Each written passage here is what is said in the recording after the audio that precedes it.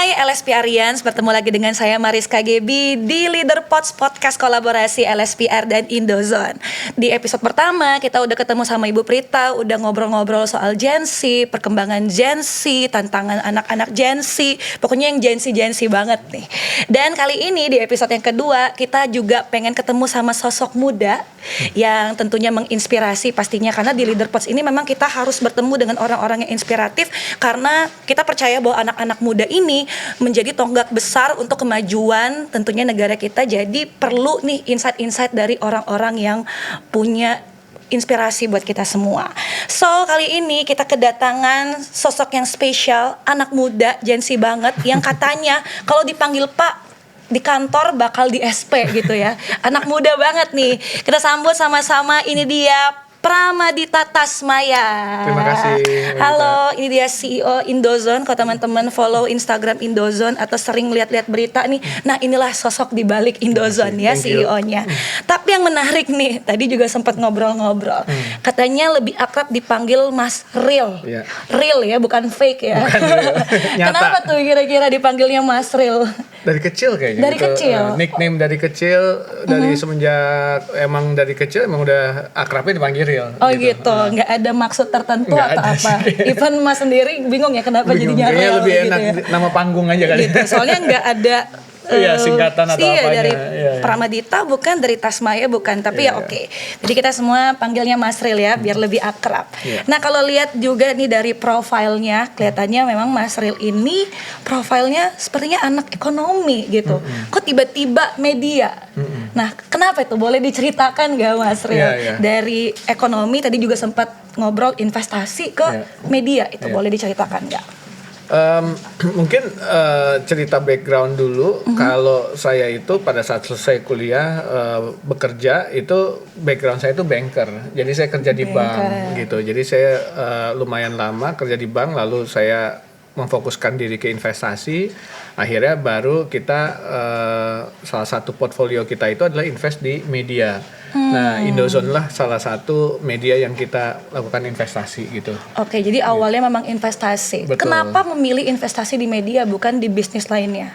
Nah, kalau kita lihat sebenarnya media itu, apalagi mungkin teman-teman di LSPR ya, media itu evolvingnya itu sangat cepat gitu ya. Apalagi dulu waktu zaman sebelum social media era atau digital, media itu kan barrier to entry-nya tuh sangat tinggi karena harus investasi di alat apa segala macam, karena percetakan gitu ya, hard asset gitu ya. Tapi begitu masuk ke era social media, akhirnya semua orang bisa dengan cepat punya media.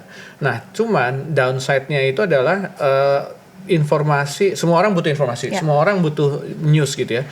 Tapi informasinya itu kan harus divalidasi. Nah, akhirnya kita mencari media mana yang trustworthiness-nya tuh tinggi, atau media mana yang kita bisa menjustifikasi apakah informasi ini reliable atau enggak. Nah, saya melihat semakin ke depannya teman-teman millennials Gen Z ini specifically membutuhkan informasi itu yang tepat sasaran, yang reliable, yang benar gitu ya, karena kita bertanggung jawab gitu. Nah, makanya akhirnya kita invest di media, kita melihat potensi itu gitu loh. Dengan barrier to entry-nya ini semakin banyak media kan, akhirnya orang jadi wah too much information, too many options segala macam. Akhirnya at the end of the day mereka mengkerucut juga kok, karena mereka melihat mana yang reliable, mana yang punya source of information yang tepat gitu, yang pasti gitu. Jadi kita ngelihat media itu menjadi pusat informasi yang sangat dibutuhkan, mau dari zaman kemarin, zaman datang segala macam, kita tetap butuh informasi itu. Ya memang Mas Real melihat bahwa media ini merupakan bisnis yang timeless gitu ya. Betul. Dari dulu sampai sekarang, Sampai sekarang. pasti dibutuhkan, karena biar gimana pun kita sebagai manusia kan tidak akan lepas dari yang namanya informasi. Platformnya aja yang berbeda-beda, yang menyesuaikan berbeda. dengan zaman lah gitu ya. Iya betul. Ya berarti kan sekarang juga kita melihat ya perkembangannya sosial media, apalagi ya makin kesini gitu semakin banyak informasi, dan tentunya tadi Mas sempat bahas semakin mengkerucut gitu. Kita harus semakin fokus. Nah kalau melihat dari perkembangannya, kira-kira perkembangan di Indonesia itu sendiri ya, industri media di Indonesia itu seperti apa dalam 5-10 tahun terakhir yang Mas lihat? Kalau kita lihat sebenarnya kayak tadi saya bilang, semakin mudah orang itu membuat suatu media gitu ya. Nah, cuman kan balik lagi, media itu kan punya pertanggungjawaban yang moral yang sangat tinggi, Yes. sosial yang sangat tinggi. Makanya salah satunya kalau di media itu ada yang namanya Dewan Pers gitu ya. Jadi kita ibaratnya kita punya SIM lah gitu ya, untuk seorang media itu mempertanggungjawabkan apapun konten atau informasi yang keluar dari media tersebut. Dan Indozone walaupun media yang dibilang media baru bukan yang mainstream, kita salah satunya mempunyai Dewan Pers itu gitu ya, karena secara struktur organisasi, secara aset kita dinilai mencukupi untuk mempunyai Dewan Pers itu. Nah, cuman dari sisi lain kan banyak yang kategorinya sekarang dibilangnya new wave media atau homeless gitu ya, yang kita nih berdua keluar dari sini kita bikin media melalui sosial media udah bisa jadi gitu kan, lalu dengan berbagai macam platform. Nah, tapi kan balik lagi, apakah informasi itu bisa reliable, bisa dipercaya dan segala macam. Nah, itu kan yang harus dipertanggungjawabkan sama si pemilik media ini gitu. Nah, jadi kita ngelihatnya media at the end of the day membutuhkan satu, kalau kita kan melihatnya pada saat kita membuat suatu bisnis harus punya diferensiasi, harus punya unique selling proposition gitu ya. Nah, kita melihatnya bahwa dengan maraknya media, dengan media mainstream yang besar ini adalah USP-nya kita atau diferensiasinya kita, Indozone itu harus menjadi media yang hyper local. Yang dimana informasi-informasi yang disuguhkan oleh Indozone itu harus menyuguhkan banyak informasi yang hyper local. Jadi ibaratnya gini, teman-teman di Bandung mungkin akan lebih penasaran membaca informasi atau membaca konten yang mencari takjil di Bandung yang paling enak di mana gitu, dibanding kejadian yang terjadi di Kemang atau di Ben Hill gitu ya, karena itu lebih relevan, lebih sesuai dengan mereka. Itu yang pertama. Yang kedua, dengan adanya hyperlocal, mass market kan semua yang terjadi di mainstream media itu adalah informasi atau beritanya banyak yang Jakarta centric, mungkin 80% everything about yang terjadi di ibu kota gitu. Tapi sebenarnya yang terjadi yang lokal itu kan juga harus difasilitasi gitu. Nah, kita melihat itu sebagai potensi yang sangat besar. Lalu yang kedua, kita mempunyai yang namanya Z Creators. Z Creators itu adalah teman-teman yang berkontribusi ke kita untuk konten-kontennya itu. Jadi kontennya itu nggak dari sentral, nggak dari pusat, tapi justru dari Z Creators ini memberikan konten ke kita yang mereka buat, which is yang lebih relevan ke mereka, yang sesuai dengan daerah-daerahnya mereka segala macam gitu. Nah, itu tujuannya apa? Tujuannya kita membuat demokratisasi konten. Jadi konten yang terjadi di Indozone itu adalah dari pembacanya sendiri, dari mereka sendiri. Mereka yang tahu nih, Mbak Gita sukanya apa sih, sesuai teman-teman, sesuai komunitasnya Mbak Gita. Update gitu ya. Jadi membuat kontennya sesuai dengan apa yang mereka suka, apa yang mereka mau, daerahnya mereka, bahasanya mereka segala macam. Jadi dua hal itu yang kita melihat sebagai pilarnya dari kita. Satu hyperlocal, yang kedua adalah demokratisasi konten itu gitu loh. Jadi kalau kita ngelihat yang media-media, mungkin media-media besar gitu ya, banyak konten atau beritanya terpusatkan. Pokoknya dari sini, dari pusat kita ini segala macam. Nah, kalau kita beda justru dari mereka, kita kasih ke kita. Mungkin sekarang 70% dari konten yang ada kita atau informasi yang ada kita itu dari Z Creators itu gitu. Tapi justru jadi tantangan gak sih Mas, karena semakin banyak nih informasi yang kita terima dari Z Creators tadi itu ya. Berarti gimana caranya untuk Indozone memfilter berita-berita yang akhirnya dipublikasikan gitu biar tetap berkualitas sesuai dengan visinya Indozone kan. Jadi sebelum kita merekrut atau memberikan mereka kasarnya keleluasan untuk membuat konten, biasanya kita melakukan pelatihan. Jadi pelatihan itu diberikan continuously. Jadi walaupun mereka sudah membuat konten beberapa kali, tapi pelatihan itu kita tetap berikan kepada teman-teman si creators ini gitu. Terus yang kedua juga kita di internal itu mempunyai editor itu yang selalu mengkurasi atau selalu memverifikasi berita-berita tersebut gitu. Jadi tetap melalui proses editornya, proses jurnalisnya tetap kita lakukan gitu. Jadi tetap mempertahankan kualitas berita juga ya. Apalagi sekarang kan saking banyaknya informasi, jadi banyak hoax, banyak hal-hal yang kayaknya di luar konteks gitu ya. Sehingga ini jadi tentunya concern dari Indozone juga untuk bisa menghadirkan berita-berita yang berkualitas. Keren banget. Ini juga tentunya jadi inspirasi buat kita semua nih, karena semakin banyak informasi yang kita terima sekarang, semakin nggak berkualitas berita itu. Tapi itu justru jadi concernnya Indozone. Oke, nah sekarang karena kita berbicara soal bukan hanya medianya aja, karena Mas Ril juga base-nya adalah bisnis gitu juga ya. Gimana sih model bisnis media di Indonesia berubah sejak era digitalisasi? Mas melihatnya seperti apa? Ya menurut saya evolvingnya sangat cepat dan sangat sangat cepat dan sangat masif gitu ya. Masif tuh dalam arti ya tadi itu kita berdua keluar dari ruangan ini kita bisa langsung bikin media cepat, gitu ya. Gitu ya. Semua orang bisa semua gitu orang ya. Bisa ya. Semua orang bisa mengklaim gue punya media gitu ya. Nah, tapi balik lagi ya, yang namanya media itu kan koridor dan sebenarnya etika dan distribusinya itu kan kalau kita pelajari dari sisi jurnalisnya itu kan banyak ininya ya, banyak terms and conditionnya lah gitu ya. Jadi kita nggak bisa langsung ngambil berita dari orang kita naikin segala macam. Itu kan ada rules and ininya gitu ya, yang harus kita pelajari. Nah, jadi kalau kita ngelihat zamannya waktu dulu, waktu masih media belum digital, lalu abis itu masuk ke digital, which is yang website, lalu sekarang era sosial media itu juga udah berubah gitu. Dalam hal misalnya teman-teman millennials Gen Z, mereka itu consumption medianya itu lebih banyak melalui sosial media, bukan melalui portal gitu ya. Jadi organically mereka nggak mencari nih indozone.id gitu. Itu bisa jadi persentasenya 50% lebih besar atau 70% lebih besar yang mencari lewat sosial media gitu.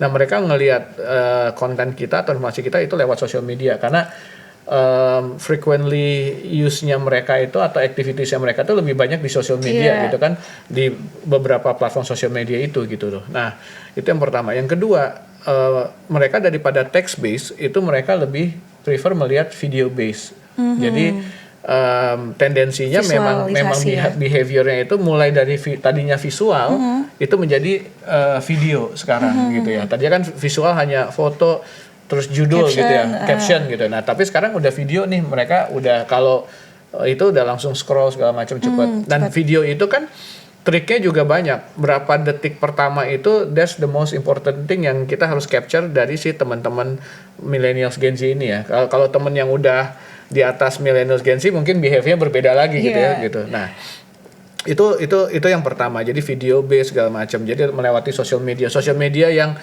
di sosial media yang satu dengan sosial media yang satunya behaviornya juga berbeda. Beda lagi. Sosial media yang satunya berbeda juga gitu, karena jadi itu kita harus adaptif gitu ya. Bagaimana kita menyajikan konten yang di sosial media yang satu, di sosial media yang ini sama yang ini itu berbeda semua, tidak bisa mirroring gitu karena audiensnya itu berbeda-beda gitu. So we need to understand di audience gitu ya. Terus yang kedua misalnya dari sisi portal, karena kita punya portal, itu juga trik-triknya kan banyak. Kita harus ngerti tentang SEO, search engine optimization.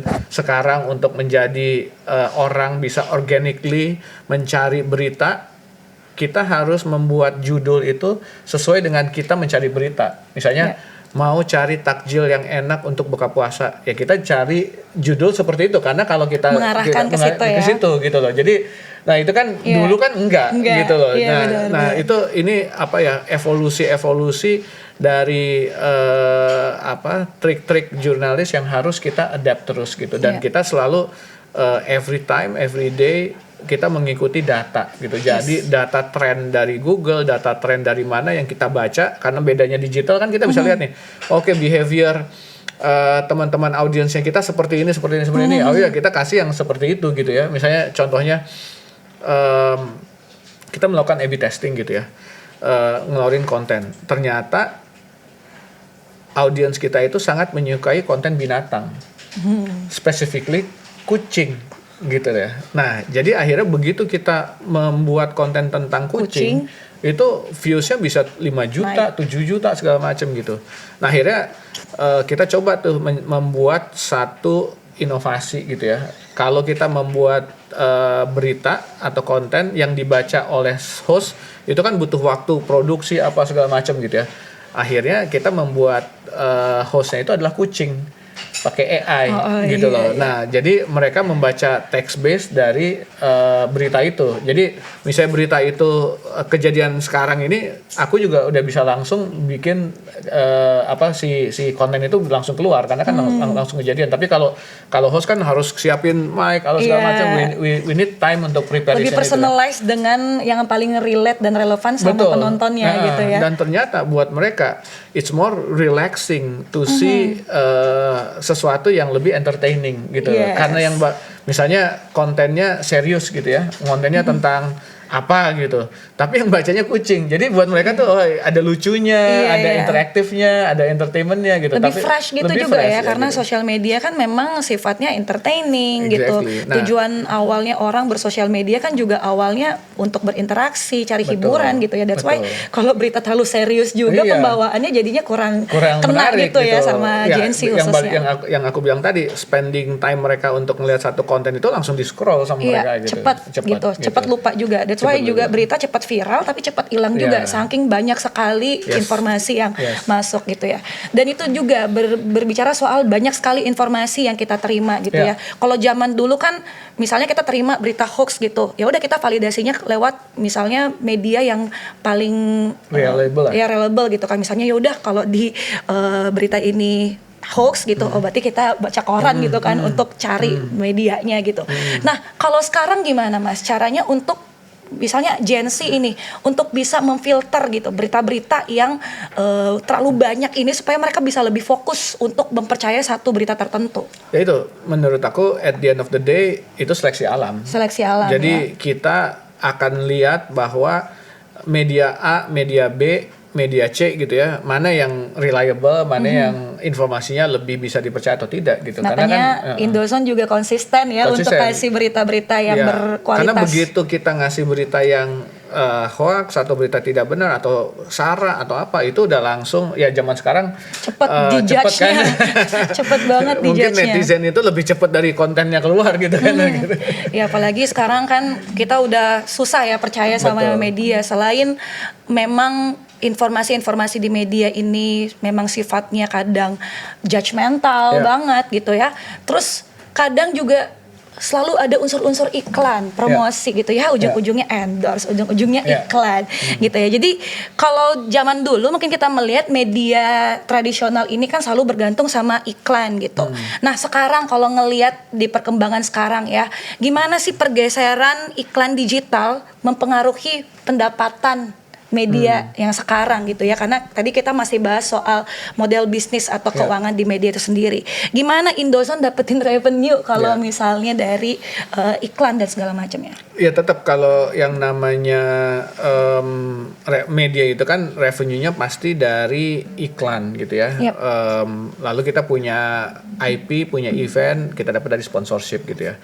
Nah kalau dari kondisi media sekarang, digital sekarang, kan ada yang namanya KOL. Nah, brand itu mempersif KOL itu is another media juga sekarang. Karena misalnya kamu punya followers 1 juta, ya itu sama dengan atau mungkin lebih besar dengan media yang lain gitu ya. Jadi you as yourself itu is a media juga, dan sebenarnya yang follow kamu itu juga targeted gitu ya. Karena kamu misalnya kontennya tentang fashion, tentang beauty apa segala macam. Jadi brand mungkin akan sponsorin kamu atau placement di kamu karena dia tahu followersnya kamu itu sudah specifically suka tentang beauty dan tentang fashion gitu ya. Nah, itulah kompetisinya kita ada di situ. Jadi sekarang kompetisinya kita ada di media dengan media yang lainnya, digital atau media mainstream, sama yang KOL ini juga gitu loh.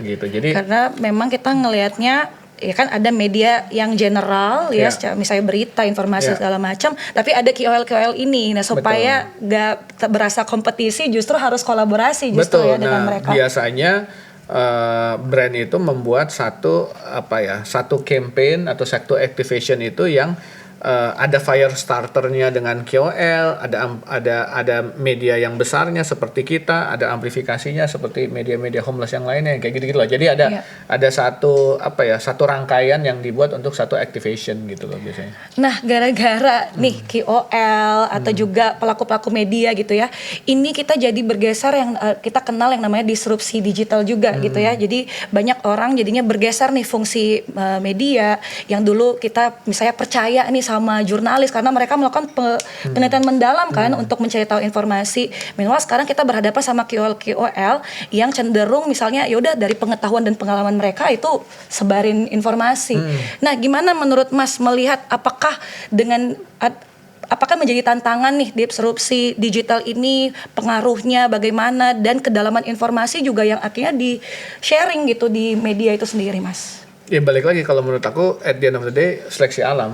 Jadi begitu kita menyajikan informasinya nggak deep, nggak reliable, nggak sesuai dengan kondisinya, ya udah pasti itu akan terseleksi gitu. Soalnya kan KOL juga lebih banyak muncul ya, mereka punya banyak fans, terus ada banyak yang fanatik juga, jadi kadang memang menjadi tantangan justru. Tapi kan ada juga beberapa KOL menyampaikannya tidak sesuai, tidak benar, akhirnya fire back ke mereka juga kan. Jadi validasinya ke media, justru itu ya konsistensi itu yang harus terus dipegang supaya ketika mereka dapetin ini nggak benar nih KOL ini ya, malah justru balik ke untuk cari validasi di media. Dan sekarang kan ada persepsi juga di industri ya, bahwa KOL itu kan most of the time itu berbayar, gitu.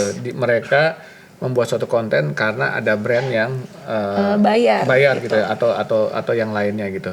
Nah, makanya sekarang itu trennya berubah dari KOL itu menjadi KOC, Key of Consumers gitu. Jadi kita nih sebagai consumer itu lebih bisa bersuara dan suara itu lebih didengar dibanding KOL yang satu ini gitu, karena suara dari consumer ini kan lebih genuine, lebih genuine itu lebih asli gitu ya. Bukan gue bilang ini enak karena enak, bukan karena dibayar gitu loh. Nah, akhirnya key of consumer itu sekarang semakin besar. Yang kedua, beberapa platform itu tidak melihat dari sisi followers. Jadi walaupun followers kita kecil, tapi semakin banyak orang yang bersuara tentang minumannya ini enak, akhirnya itu bisa menjadi FYP juga, bisa menjadi trending juga gitu loh. Jadi akhirnya lari seberapa banyak diomongin juga ya produknya, bukan hanya sekedar dari satu orang aja. Karena jadinya orang jadi trust issue ya. Kadang lihat dari satu orang karena dibayar, itu juga jadi kegelisahan saya juga sih sebenarnya, dan mungkin banyak anak muda yang merasakan ya karena jadi trust issue gitu. Karena dibayar nih, makanya makanya kita penting juga untuk originalitas juga ya berita makanya kombinasi antara reliable media sama KOC ini kan jadi satu kombinasi yang sangat kuat gitu ya. Benar. Media memberikan informasi yang benar, yang akurat, yang sesuai dengan target marketnya. KOC ini juga memvalidasi itu gitu loh. Jadinya kan satu kombinasi yang kuat. Betul, gitu. Itu merupakan salah satu strategi inovasi nggak sih di media? Yes. Nah, makanya kita juga sama teman-teman gitu ya, kita juga melepaskan mereka juga teman-teman creators ini secara organik mereka juga akan memberikan, misalnya contohnya gitu, di Malang ada restoran yang enak, kita nggak dibayar gitu, tapi teman-teman creators di Malang itu mengulas tentang restoran itu, gitu, dan akhirnya itu menjadi viral, ya karena ya benar-benar dari KOC itu, gitu, akhirnya menjadi viral. Gitu. Kolaborasi ini memang strategi inovatif banget ya, karena memang harus kolaborasi, kalau enggak ya semuanya jadinya trust issue gitu sama itu. Nah, tadi berbicara soal KOL, sekarang kita beralih ke AI. Sekarang kan juga banyak tuh ya, banyak juga kita lihat mahasiswa juga kalau ngerjain tugas nih kadang pakai AI juga gitu. Ya, menurut Mas setuju nggak sih dengan penggunaan AI ini dalam perkembangan teknologi pastinya, dan gimana juga media untuk menanggapi AI itu sendiri? Apakah dalam mencari informasi itu mengandalkan AI atau seperti apa? Ya kalau dibilang tuh bahasa kerennya teknologi AI itu is inevitable. Jadi itu tidak bisa dihindari gitu Betul. loh. Jadi we need to be adaptive.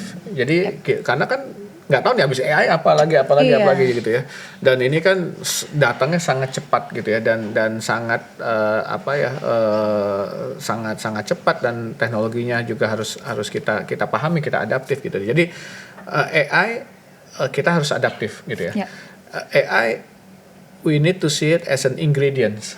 Jadi AI is not the main thing, but it's an ingredients. Jadi buat teman-teman jurnalis, teman-teman kreatif segala macam menggunakan AI itu sebagai salah satu ingredient. Tapi hasilnya itu harus dari kita sendiri, Iya. gitu. Harus humanis gitu ya, loh. hasil outputnya segala macam. Jadi kita bisa dibantu oleh AI untuk mendapatkan ideas, mendapatkan apa segala macam. Tapi hasil outputnya itu harus kita yang ibaratnya kita yang menyelesaikan sendiri sesuai dengan researchnya kita, sesuai dengan apanya kita segala macam itu harus dari kita sendiri gitu. Jadi it's just one of the ingredients yang harus kita adaptif. Nah dari sisi jurnalis mereka juga mempunyai yang namanya mungkin aplikasi atau platform untuk memverifikasi bahwa apakah tulisan dari salah satu creator ini full ChatGPT atau full AI atau enggak. Nah kalau itu ada bloknya tuh langsung ini nggak bisa nih apa segala macam, ada thresholdnya lah. Ini 50% atau 70% ini ChatGPT semua apa ya semua. Jadi kita bisa tahu gitu. Abis itu kita balikin. Kita nggak bisa menaikkan konten itu kalau ternyata itu mereka memakai itu gitu loh. Iya, jadi nggak terpaku sama AI-nya gitu ya. Jadi ingredients ya. Jadi maksudnya dengan AI ini justru jadi membantu kita gitu ya. Dalam apalagi sekarang untuk mendapatkan informasi.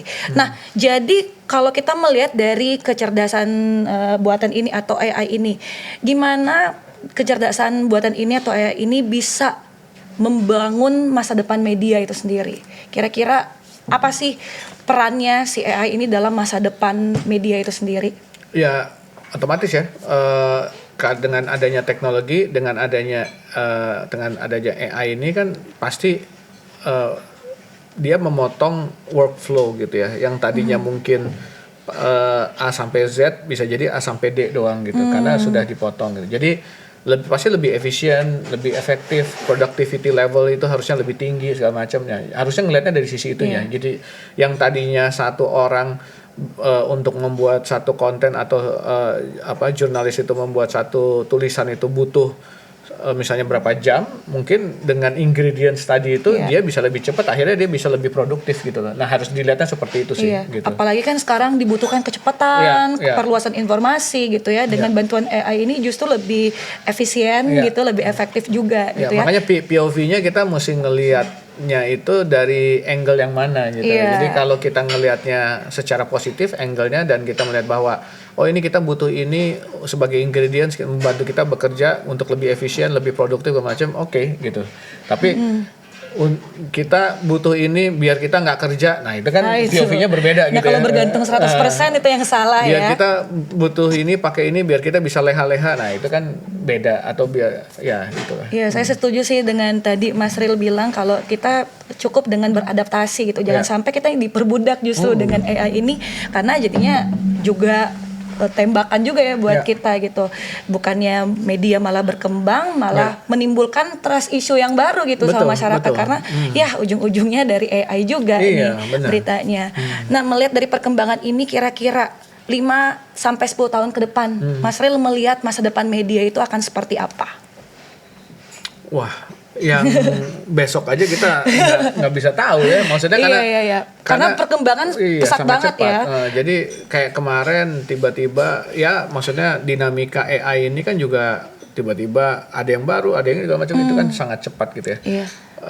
Ya kalau ditanya ya kita nggak tahu, tapi kalau prediksi saya evolving itu akan sangat cepat gitu. Jadi teman-teman di sini, teman-teman jurnalis, is either you adapt atau kita ketinggalan, itu aja.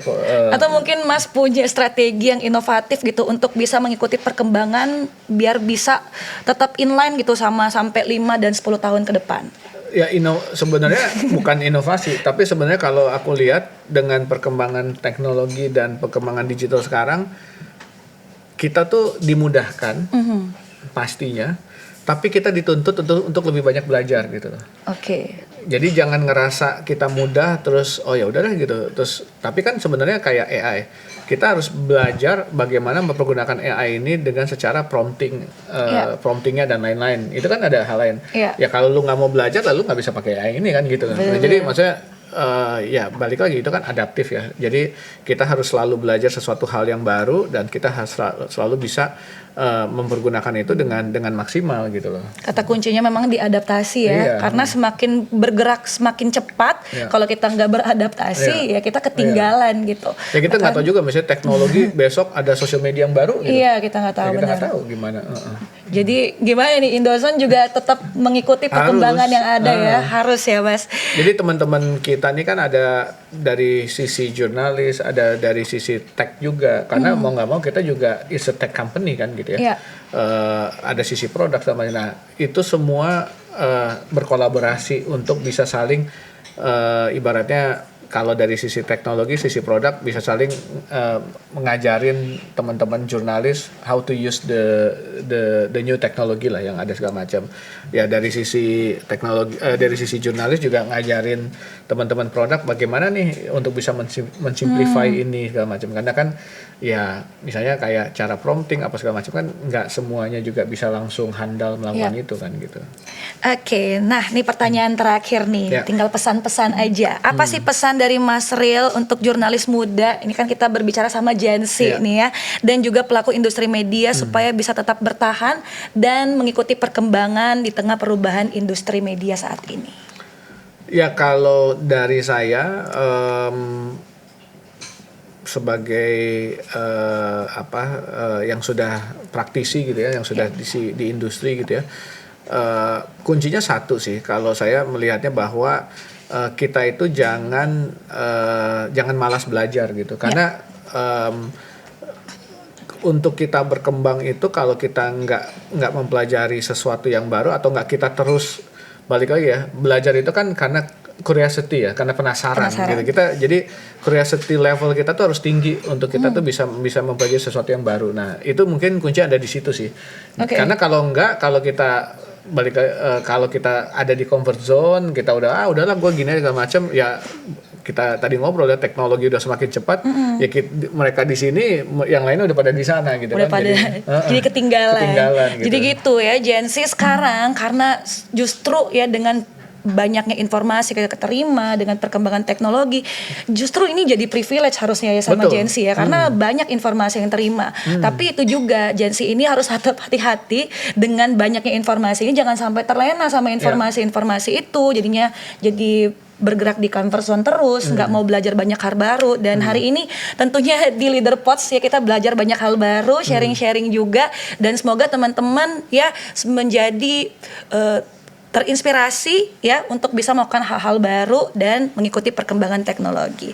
Terima kasih sekali lagi Mas Ril untuk waktunya, ngobrol-ngobrolnya juga. Senang sekali juga LSPR boleh bekerja sama dengan Indozone tentunya untuk menghadirkan leader-leader yang hebat untuk bisa menginspirasi Gen Z anak muda.